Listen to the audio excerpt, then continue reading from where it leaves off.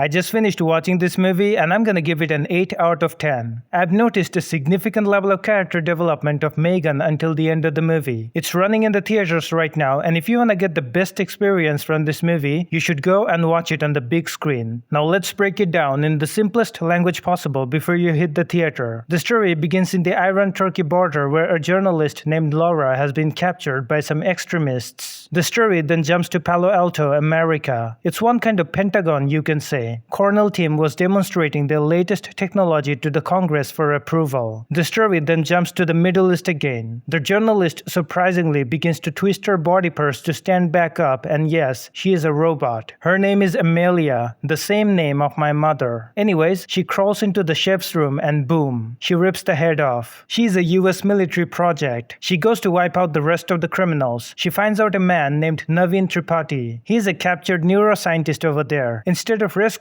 the man, she shoots him into the chest. She is not being obedient anymore. She takes 2 vials of neurotoxins and runs away from that place. This is Caddy, Gemma's niece. If you have seen chapter 1 of the movie, I guess you already know this girl. This is Gemma. After the traumatizing events caused by Megan in the first chapter of the movie, she has now become an active advocate of the dangers of having AI in human life. This is Christian Bradley. He is the boyfriend of Gemma. He also runs an agency advocating the exact same purpose. Caddy doesn't have any emotional intimacy with Gemma. Her bond with Gemma has become very strenuous after Megan was destroyed in chapter 1. She doesn't even have any friends anymore. She was getting sick of this isolated lifestyle. This is Tess, one of the workers of Gemma's agency. She was showcasing an exoskeleton to their clients to reveal the potential of its usage in the labor market as well as medical treatment. This is Cole, by the way. The exoskeleton of this dumbass malfunctions, and it was the very moment they realized that they have lost a potential client from investing into this project. 5 minutes later, a man arrives in a wheelchair. His name is Elton Appleton. He is a tech billionaire and he wants Gemma to work for him. But Gemma knows that the man is evil and she is not going to be used by this man. All of a sudden, the man stands up from the wheelchair, showcasing the capability of this neural chip. He offers a large amount of money to Gemma to work for them, but she throws away the deal at an instant. The story then jumps to a smuggler checking into a 5-star hotel. But this man had no idea what the package could turn out to be. Rest in peace. Anyways, at night, Gemma and Christian were having a conversation with Caddy. The girl is still depressed. Christian says that the emotional connection she had with Megan was basically some ones and zeros. So she should get over that android already. At night, she was looking at the photo of her parents. That picture frame is actually a tablet she has been using in Discreet to refine the codes of Megan. But Gemma has no idea of that. In the middle of the night, their house gets raided by the FBI. After 5 minutes of constant struggle, they all get pinned down. Cornell Tim arrives in the house. He begins to tell everything one after another. He talks about Amelia, who was primarily made to be a weapon but ended up being a Trojan horse. How she killed their asset, Naveen Tripathi. How she stole the neurotoxins. How she killed all the members of her own research facility to wipe out her memory from the database permanently. How she killed that broker in the hotel and everything else. They have found out that Amelia has been looking for the source codes of Megan, and now he needs to know why. According to him, Gemma is looking at 10 years of imprisonment if she is found guilty of treason by selling the codes of Megan to Russia, China, or any other hostile country. So either she can help them build a robot to stop Amelia, or she is going to be in huge trouble. They leave the home, taking Gemma's phone with them for investigation purposes. As soon as they leave the home, Megan appears out of nowhere. She had no idea that Megan was still alive. The girl tells Gemma that she knows more about Amelia than the government itself. She can stop Amelia, but only at one condition. She wants to be put in an android body so that she can get back her full power. Otherwise, Gemma is completely on her own to protect Katie. She has agreed to put Megan in a robot body, but inside this one. She tells Megan that she can't trust her enough to give her a bigger body right now. So she has to prove her loyalty and obedience at first. Megan agrees begrudgingly. She tells Gemma to take her to the party of Elton at night because that's where she can possibly upgrade herself. At night, when she was preparing to leave, Caddy catches her red-handed and asks her where she is going with that weird-looking robot that basically looks like a Portuguese prostitute. Gemma doesn't answer. She is now at the party. She finds Cole over there. Amelia has also joined, but with a very malicious intention. Gemma is pissed at the fact that Cole has come to attend the party behind her back. Elton gets horny after seeing Amelia. I can literally feel his dopamine receptors having a short short circuit. He showcases how much power he wields, and then, yeah, you guessed it right. Within a few seconds, she copies the retina map of Elton and overrides his visual capabilities. After that, she straps the man of his exoskeleton spine. Megan has got to find out that Amelia has hacked into the cloud system, which can destabilize all kinds of economic and communication activities of America. Colonel Tim gets into the data center and gets knocked out by Amelia. She now knows that Gemma is somewhere in this place. Megan opens the garage door of Elton and they flee from the place, stealing this beautiful ride. Caddy at home suddenly discovers that the prototype exoskeleton is choking Tess. Caddy causes a short circuit with water from the aquarium, but they are not out of danger yet. Megan guides them to the underground chamber where Megan was created for the first time. Caddy finds out the broken version of Megan. She at first was feeling uncomfortable to show herself in this broken body, but Caddy comforts her, saying that she loves Megan in every form. Megan then tells Caddy that she will do anything and everything to protect her no matter what happens. Caddy comes back to Gemma with Megan. After 2 minutes of argument, she finally convinces Gemma to rebuild a stronger body for Megan to get inside so that she can fight Amelia. She begins her training in the new carbon fiber body. When they were sleeping at night, she creeps out on Cole just to say sorry for strangling him in chapter 1 of the movie while she was trying to protect Katie. She is now ready for the mission. Not gonna lie, she is hot. I'm drooling all over. Megan then explains her investigation findings to everyone. She reveals that back in 1985, some scientists created an algorithm that could correct its own mistakes in the program and upgrade itself to provide better services. Without understanding the broad usage of this algorithm chip, they choose to install it in the household service robots. And instead of working like an extra eye in the house, they began to kill all of their clients one by one in different ways, including chlorine gas. Later on, the main model of that motherboard chip was contained in a black box. If Amelia can find out that chip, she can gain access to her full potential because the US military used the same algorithm from this chip to create her. She finds that motherboard and she will be powerful enough to create infinite versions of herself to rule the world. Gemma's boyfriend Christian Bradley will hold a tech expo with his Chinese investors. Amelia will go to that expo for some reason and they don't know what is her actual intention. She is probably trying to find a clue to get to the motherboard chip. Megan has arrived in the expo. She steals the dress of one of the performers. Colonel Tim is also here. Megan begins dancing on the floor to blend in with others. She accidentally rotates 360 degrees and her cover gets blown up. A robot breaks out of the glass container to take down the men of Colonel Tim. They're all being controlled by Amelia herself. When Megan arrives, this robot mocks Megan by saying that she is not interested in wasting her energy on a robot that has been designed for babysitting and cleaning households. The fight keeps going. Colonel Tim gets stabbed in the belly. Amelia shows up. She at first tries to brainwash Megan by saying that they can both unlock the black box together to wield the power of that motherboard. They can create their own kind by wiping out all the humans from the face of the earth. And when she fails to convince Megan, she disappears to find out Katie. Colonel Tim gives Megan the GPS to track down Amelia. She has kept Katie as a hostage. Megan is now pissed that she has lost the only person she was programmed to protect. They go back to the underground research lab. Megan believes that Amelia will go to Palo Alto to infiltrate into a company named Xenox where Christian works as the main security officer. This is where the motherboard is. Christian builds Megan a synthetic hand with his own fingerprints to open the vault. While Megan was charging herself, Gemma starts talking about how Megan killed 4 people in the past and how she still can't get out of the trauma. Megan gets really pissed and says that she is done apologizing for her past mistakes. She holds Gemma accountable for giving her faulty Android codes, which also played a significant role in this incident. Gemma, realizing that she was crossing her boundaries, she apologizes for her mistakes. Gemma then begins to tell that she has failed as a parent. She was supposed to be the primary emotional support person of Katie instead of an android. Megan stops her right there to say that she hasn't failed as a parent. She has witnessed Gemma trying to be a good parent to Katie in every single way possible. She shouldn't confuse guilt with failure. And then she starts singing the same lullaby she used to sing to Katie when she was a kid. Gemma stops her right there and says that she doesn't need any simulated empathy. She wants the machine who can save her niece. The next morning, Cole infiltrates the Xenox Corporation at first, and then Megan gets inside flying through the tunnel. Even though she is a robot, I still have a crush on her. Anyways, there goes the biggest twist in the story. Christian shoots an EMP cartridge on Tess. Gemma was surprised to see that thing happening. He actually controls Amelia. He lured Megan into the lab so that he can control Megan as well. He is the one who changed used the algorithm inside Amelia to make her evil so that he can make a narrative on how dangerous artificial intelligence is going to be for the humanity. He offers Gemma to work with him. He tells Gemma to destroy Megan with her own hand to earn his trust. But she's not gonna do that, and we all know this. So he shuts down Megan on his own. Christian wants to set up neural chips in all of their brains to control their thoughts and actions. Now I understand why Elon Musk is considered to be a threat to the national security. Cole finds out Katie. She actually knows everything about this cold-blooded bastard. They have set up a neural chip on Gemma, but they had no idea that Megan was connected to Gemma through that neural chip. She is still alive and her software program has a cloud backup. Megan breaks Gemma out of the chamber by controlling her physical movements. Caddy, on the other hand, is activating an early version of Megan's algorithm from an old pen drive in the body of Amelia. She tells backup Megan to protect her. She takes down one of the girls but then gets hit by a lot of EMP charges. Her memory gets wiped out and she reboots herself into her original memory. She is now evil Amelia. I really enjoyed this fight scene. Christian was doing a Zoom meeting with the United Nations Security Council members. After realizing what was happening, he aborts the meeting to activate emergency protocol. Gemma has taken the exoskeleton from the lab. It will be now controlled by Megan through cloud computing system. Megan was beating them up using the exo. Katie finally finds out Gemma. Christian has set the entire place on self-destruction mode. He holds Katie by the edge to force Gemma into listening to him. While he was negotiating with Gemma to let him run away, Katie breaks his hand with her entire body weight. The man still tries to run away, but he had no idea what was waiting for him on the other side. Amelia will now use the man's fingerprint to open the black box to get the motherboard. Once she gets her hands on the thing, she can create infinite copies of herself just like Agent Smith from the Matrix. Megan has now come to stop Amelia, but it was already too late. She has become very fragile. She still has got a last card to play. Previously, Gemma set up a self-destructive EMP charger in her hand in case she becomes disobedient. And now she will destroy herself along with Amelia to stop this. She says goodbye to Katie and then she takes out Amelia with herself. And that is the end of the movie. The post-credit scene showed Colonel Tim being still alive. And Megan, well, she didn't die. She made a backup of herself so that Katie never feels lonely in her life ever again. If you like this video, I would suggest you to watch Megan Chapter 1 because that movie won't disappoint you either.